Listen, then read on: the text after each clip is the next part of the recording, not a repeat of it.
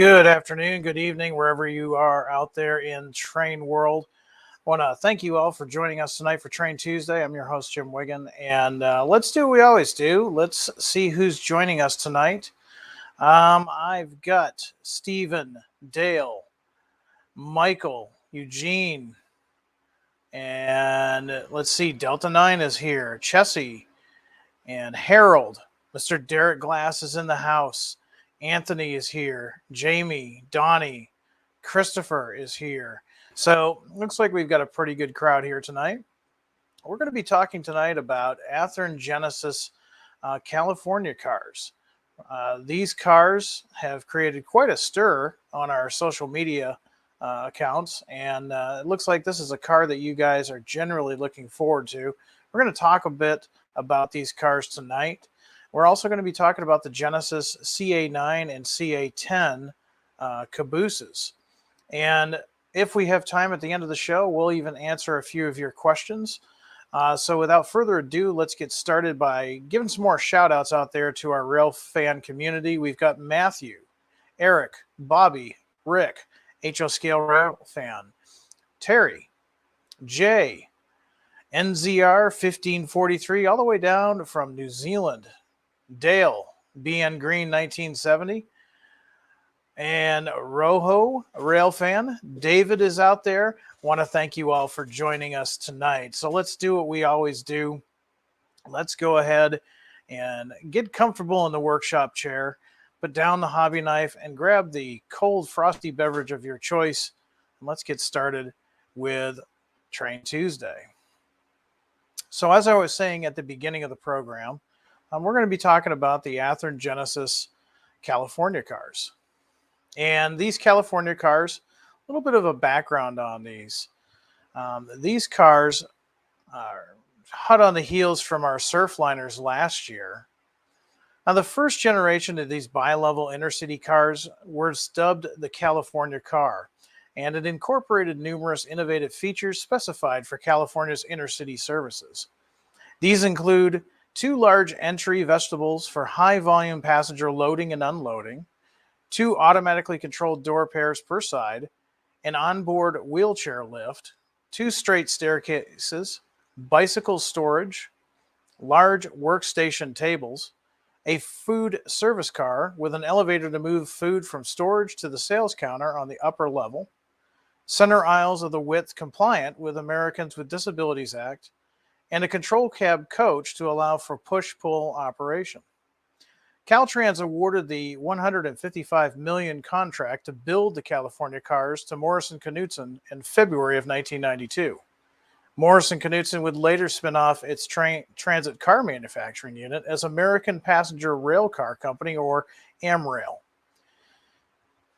The first order would be complete and delivered in early of 1995 and were first put in service on the San Diegan line, the predecessor to the Pacific Surfliner, followed later by the Capital Corridor and San Joaquin routes. So what we've got here is the Amtrak California Coach Cab. This is a mid-2000s, and this is number 8314, the Mount Pinos. Coming up next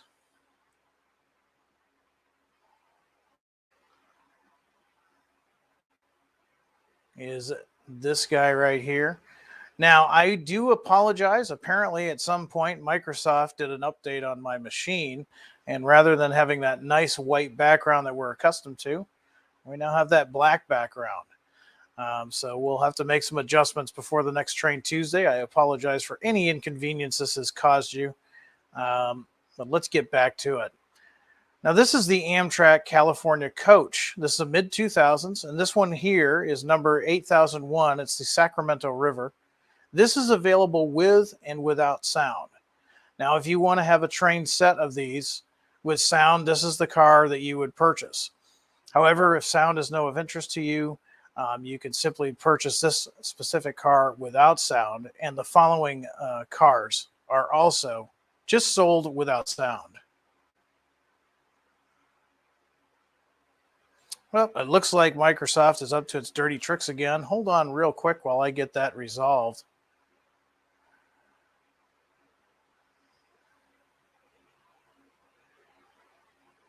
I apologize for the inconvenience. We seem to be having some strange occurrences here thanks to an update.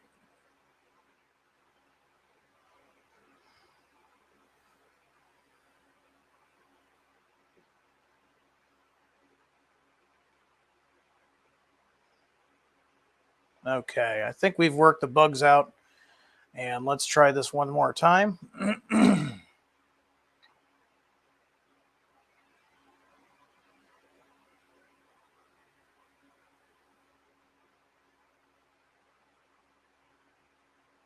All right, here we go. And let's get that screen back up. All right. Now you folks can see what I'm talking about. Now here is another coach that we're offering. This is everything that I'm going to be showing you tonight is mid-2000s. This is the 8013 Klamath River. I'm sure I'm pronouncing that not exactly correct for you folks out there on the West Coast. Coming up next, we have 8022 Pitt River. And then up next is the 8806. This is the Salinas Valley. Now, those are all coaches. Now, here's something that you guys that are probably going to be interested in is this special set that we're offering. Now, this special set is, again, mid-2000s, and it's a 4-car set. It recreates a common 4-car San Joaquin or Capital Corridor train of the mid-2000s. Additional cars are available to build a longer train if you desire. Sound-equipped 4-packs will feature 2 sound-equipped cars, the Cab Coach and 1 additional car. Now, this one, Cab Coach 8306, is rather unique. It's the only one in the fleet equipped with a P5 horn, and it also features the early quad headlight arrangement, which was still in use until about 2005. Now, I did hear some comments out there in social media. Some rail fans refer to the quad headlight as the dice headlight arrangement. That is a term I had not heard before. Now, included in this 4-car set, we have the Cab Coach number 8306, which is the Mount Soledad, the 8012 Coach, which is the San Lorenzo River, 8018, another coach, Trinity River, and then 8808 Dining, Coachella Valley. Now, a couple of things that I want to go over with these before we go on to our next segment. Let's talk about some of the sound version features of these cars. Now, of course, these are going to have, if you opt to get the sound versions, you're going to have Tsunami 2. Now, Tsunami 2 sent out one of their representatives and recorded all of the sounds that will be in these cars from the actual units. In fact, our own Janik was out there on hand to watch the process being done. And we hope to have a video put together for you guys to see in the coming weeks showing how we got those sounds. So it's going to be very, very authentic. We worked very closely with Amtrak to get this done, but we didn't stop with just the sounds. Numerous lighting features are included in this run. We're going to have flashing ditch lights, operating red strobe, operating marker lights, lighted destination boards and number boards on the Cab Coach, and of course the interior, both top and bottom, are lit. These have accurate body and interior details portraying early and late Cab Coach, as well as coach baggage, and dining cars. Each one of these is scaled from prototype resources, including drawings, field measurements, photographs, and more. Once again, we did work very closely with Amtrak in making these. Each car is individually named and numbered. They will feature tinted window glass, full end details, including train line hoses and HEP receptacles. Cab Coach feature either original or modified antenna and headlight arrangements per era. Detailed paint colors included separate colors for the floors, the walls, the seats, tables, control compartment. All of that is going to be separately applied and painted. Dining cars will feature complete upper level serving area and lounge furnishings and interior stair and luggage rack details. So these are, again, these are Genesis level cars. We're going to put as much detail as we can into these cars. And I know you guys are looking forward to these. And so let's get to the next segment, which is the California 2 cars.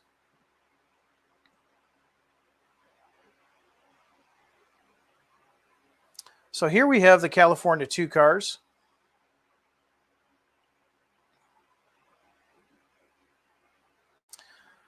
Let's see.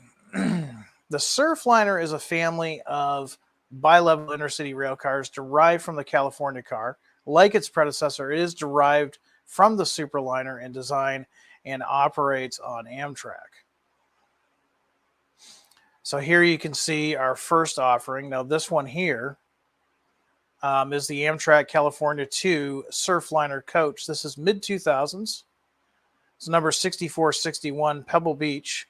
And this one is going to be available with or without sound. They'll all have decoders and lights, but they'll be available with or without sound. So it's your choice. Coming up next is Amtrak California 2 Surfliner Coach Cafe car. Again, mid-2000s. This one is 6362 Treasure Island.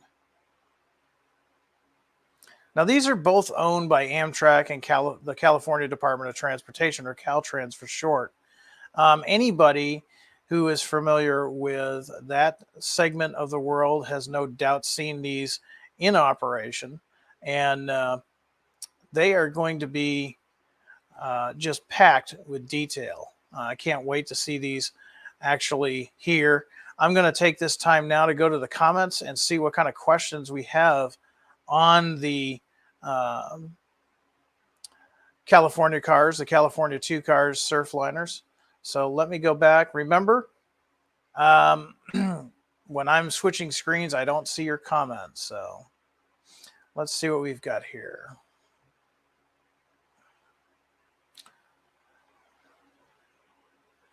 Marvin wants to know, the 4-pack only has the 8306 cab car, correct? Yes, that is correct. Let's see.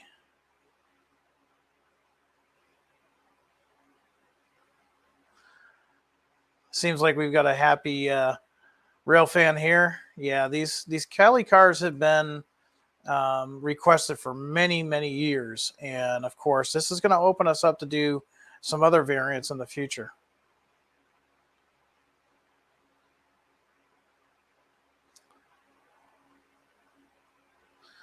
So we were talking about the different names of the headlight orientation. Train Fan 1995 says, Jim, back in the late 90s with the California cars, they had the dice lights. And that's one of the things that we're going to be showcasing with that 4-car set. That's going to have those earlier dice style headlights.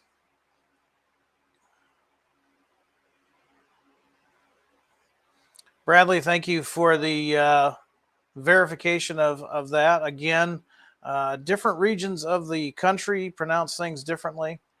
I've learned just recently that there is a San Jose, Illinois, but it's not San Jose like you folks on the West Coast. In Illinois, it's pronounced San Jose.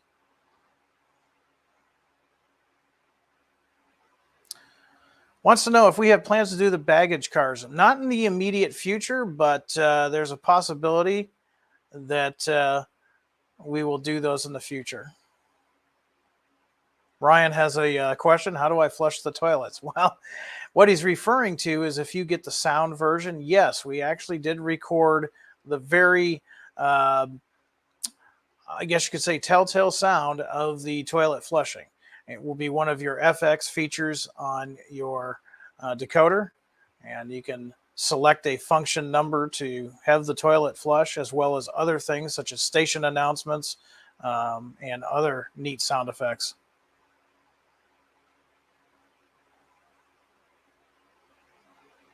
Let's see if any other questions here that I may have missed while switching screens.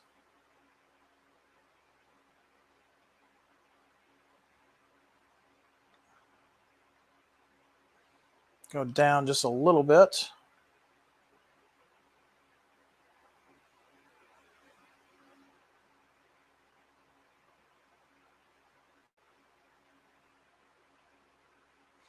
All right, it looks like I got a great comment here from Harold. He's saying the coaches and cabs are 100% accurate. Yeah, that's right. I mean, for HO scale, we went to all lengths to get these as accurate in the future. Randall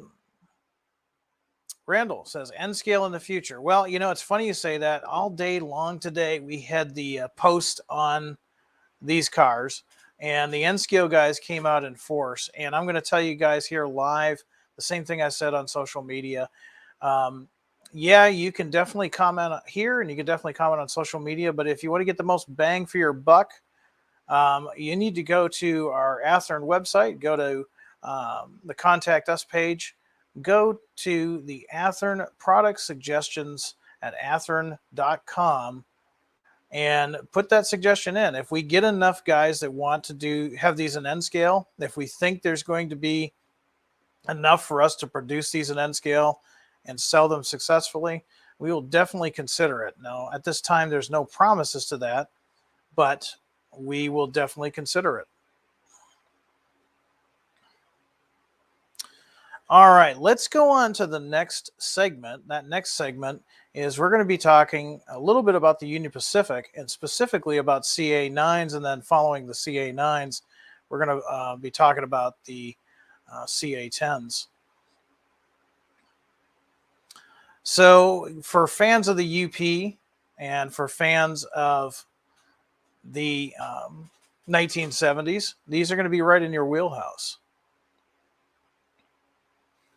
So what we've got here, these are the Kaiser assigned cabooses. Now the green K, if you look carefully on green K on the cupola ends and sides, indicate that these cabooses were assigned to Kaiser Steel unit coal train that was jointly operated by the Rio Grande, Union Pacific, and Santa Fe between Sunnyside Mine in Utah and the Kaiser Steel plant in Fontana, California. Now what we have here is caboose number 25656, and this is representative of caboose that you would have seen in the 1970s into the early 1980s. Coming up next, again, this is a 1970s or early 1980s era caboose, 25669, and then finally we have 25680. This is a 1970s to 1980s era caboose. A couple of things to keep in mind on these. Now, these are the Genesis class cabooses. So they're going to have functioning features depending on what the prototype had. Now, these are UPCA-9 cabooses. That's their class designation. One of the things that we did based on a survey that you may have seen last year is we asked customers about some of the features of the previous runs of cabooses. And one of those most requested things was the ability to adjust the light functions in DCC. And that's what we've done. We're now going to have an improved lighting functions in DCC with brightness control. So if you want your marker lights a little bit brighter than the factory has them set at, you can definitely do that, much like you do with your Genesis locomotives. These are also going to feature rotating roller bearing trucks and a whip style antenna. Now moving on next, staying in the same theme of cabooses, we jump to another class of caboose. These are the CA10 class cabooses. They're last new ICC cupola cabooses. And starting in September of 1975, the UP took possession of these cabooses. One of the major differences from the previous classes is that they didn't have roof walks. Some of them remained on the UP roster right up until the early 90s. So for you fans that are modeling, say, 1975 into the 80s, and depending on what type of resources you can find in your research, even into the early 90s, you can justify having one of these on your layout. Now, this one here, this is 25707. It's 1970s to early 1980s. Again, we've got the slogans. And if you're old enough, you probably remember seeing these slogans. Carefully We Roll Along is the first one shown here. Here's 25724. This one has a rather decorative, if you will, sign on it. Safety, the living end. Once again, trying to keep the public notified of anything that's on tracks. Well, keep your eyes open. Trains can be dangerous.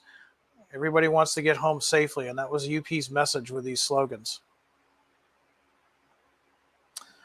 Here's one, 25729. You'll notice this one has a music tone to it. We're a great big rolling railroad.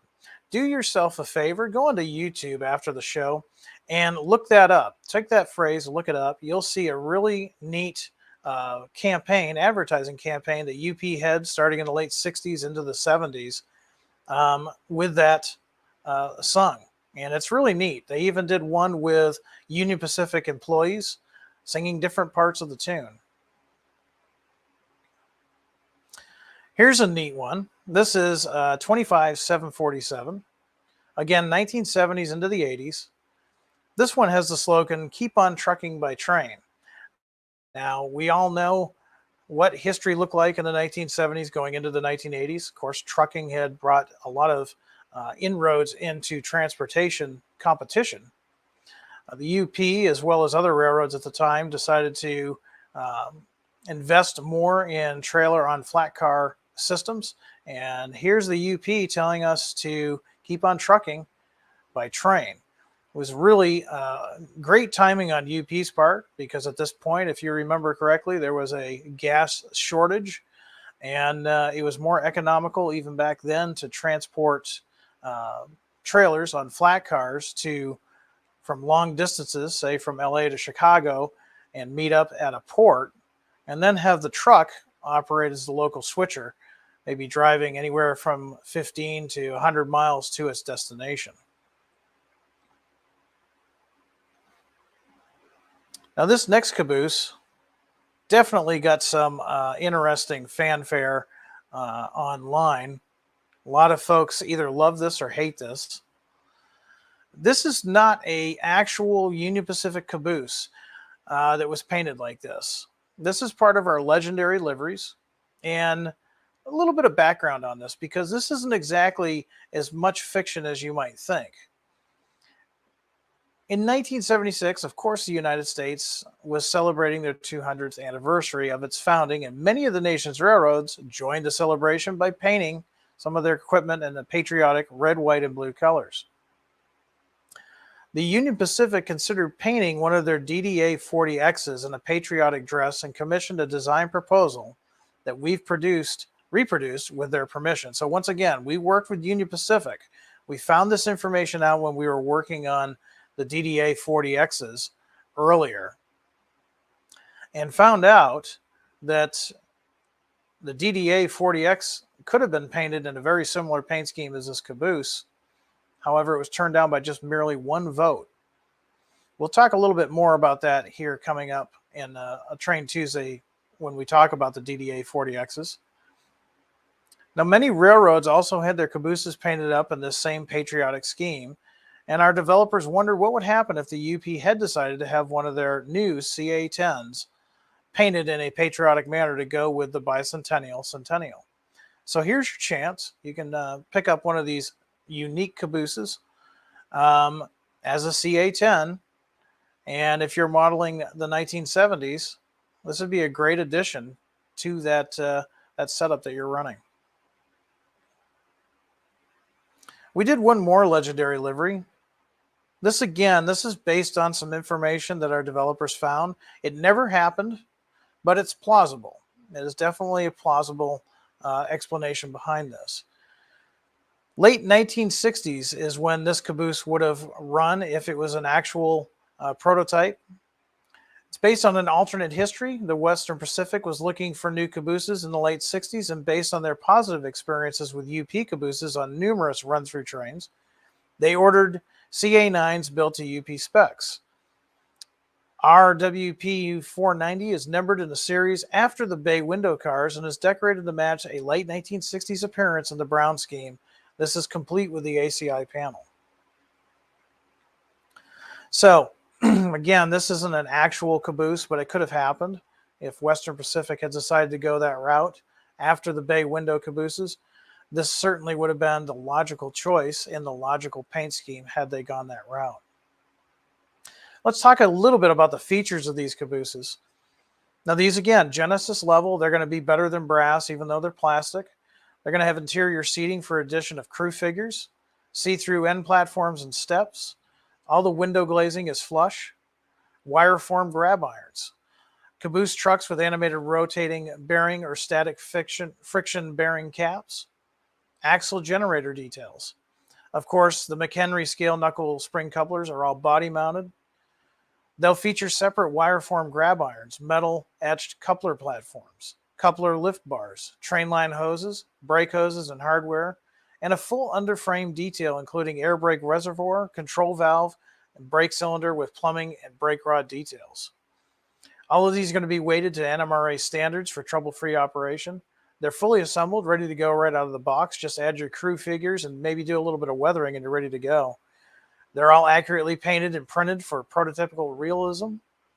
And if you're wondering, they operate on a minimum radius of 18-inch radius. So there you have it. A lot to talk about tonight. A lot of cool things that we're offering this month for the month of July.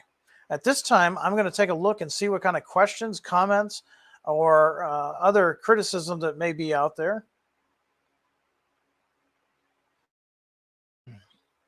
Let's see. I'm going to go back a little bit since I was going between screens. So let's go back a little bit here and see what kind of questions we have.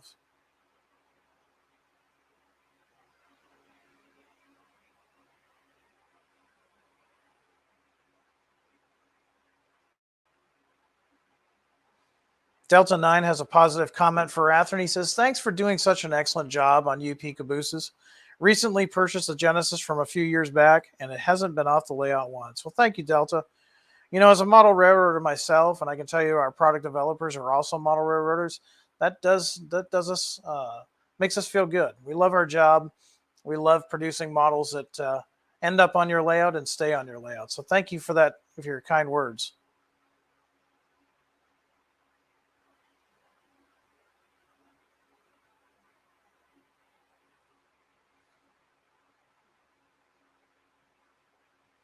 Let's see. Terry says, naturally, these come out after I have 2 brass ones. Well, you can add to your collection, Terry.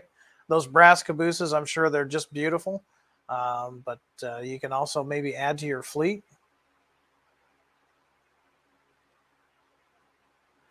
Let's see.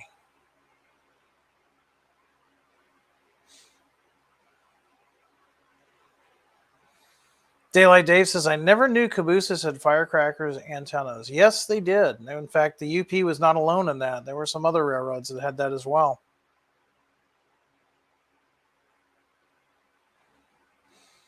HO Scale Rail fan says, I'm a bicentennial fan. I love it. Yeah, you know, I have a soft spot for that. I remember the American bicentennial, and I remember seeing 2 bicentennial locomotives when I was young.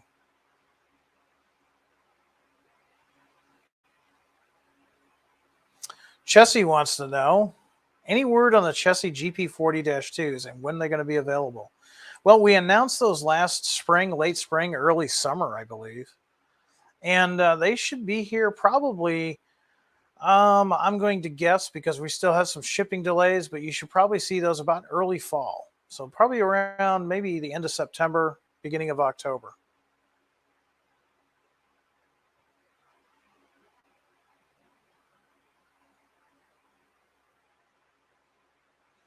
Let's see, we'll go forward a little bit. See what other questions we have out there.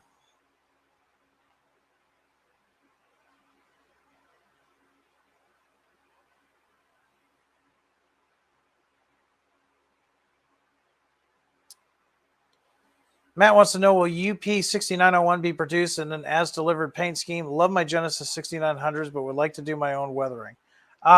We'll have to talk about that on the next Train Tuesday. I don't believe it is. I think it's only going to be in the prime for grime. We're doing 6905, 6900, and 6901. and 6901 is just being offered in the Prime for Grime.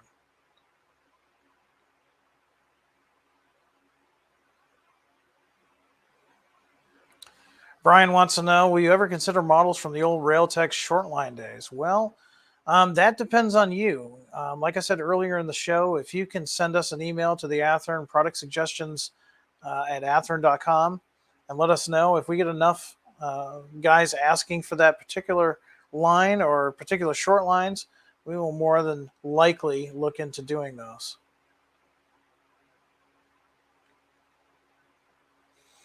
See a couple of questions asking about Galesburg Railroad Days. You know, Galesburg Railroad Days, I was there last weekend. It was great being there. It was a lot like the old days. Kudos to the new show coordinator, the model train show coordinator. I don't have his name, but kudos to great work, great job, bringing in some great vendors and allowing us to run our trains. We had a great weekend, and Galesburg in general was just a lot like it was in the old days. I really enjoyed it.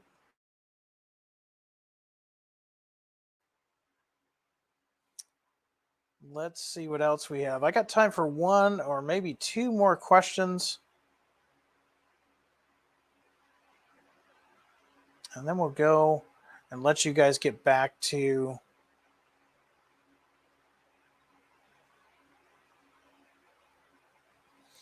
Hey Jim, the cow cars will be available in a 4-pack and how many singles? Well, off the top of my head, I can't remember, but if you go to the athearn.com website and click the new announcements, we've got 2 PDFs that you can see under the new announcements. There's about 3 different coaches we're offering, one with sound or without sound, and then the other 2 without sound. You can make a really nice train. And we have had some folks asking about the F-59, since naturally that's the locomotive of choice. A lot of questions being asked, are these going to be upgraded to Genesis? And I don't have any firm answers on that after talking with development, but I would say stay tuned. Stay tuned to our social media and, of course, our YouTube channel.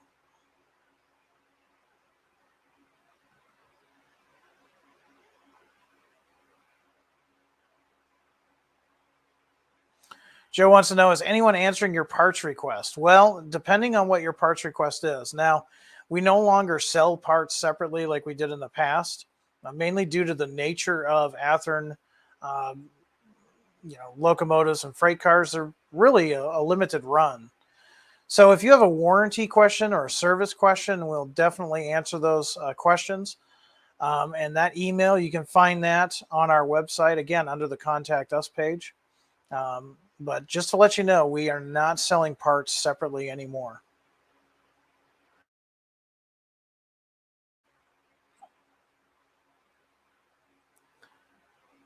Dale's got a good comment. He says, the Surfliners may be sold out, but the Californias aren't. And that's a great response. Yes, if you missed out on the Surfliners last year, you might want to call your dealer now. There's a chance that you could get some Surfliners.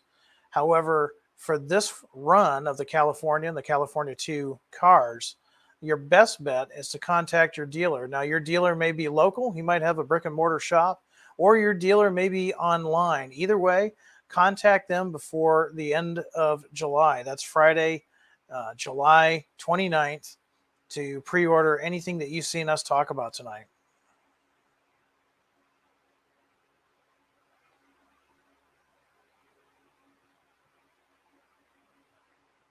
Let me clarify, Brad. We do have some parts available, such as motors, trucks, things of that nature, but specific grab irons for specific runs and things of that nature, very limited, because again, these locomotives, these freight cars are really limited production. So we can usually take care of warranty situations, but selling them beyond a warranty situation, we just don't have that kind of capacity. Let's see. I've got time for one more question, then I'm going to let you guys get back to some modeling. Anthony, you might have missed my answer earlier in the show.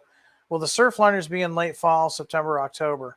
That's a really good approximate. Again, I'd like to give you a firm date. We're still experiencing a lot of shipping delays right now. So I've been telling folks it's going to be late summer, early fall. So that's a good approximation there.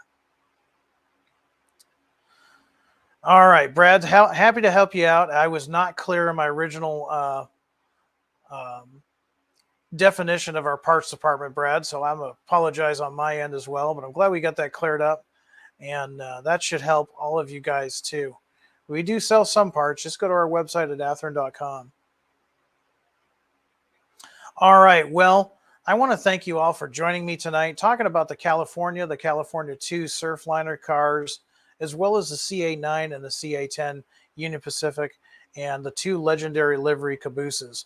Now, if you like what you saw tonight, do me a favor, give us a like and subscribe so you don't miss future Train Tuesday videos. Also, be on the lookout for Athearn Extras.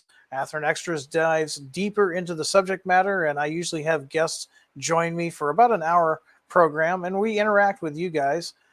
So look forward to future Athearn Extras. Don't forget, we are on Facebook, we're on Instagram, we're now on TikTok, and of course, YouTube. So with that, I want to thank you all for joining me, and I hope you all have a great night. Do some modeling, be happy, be safe, stay healthy, and above all, high greens, everyone. Good night.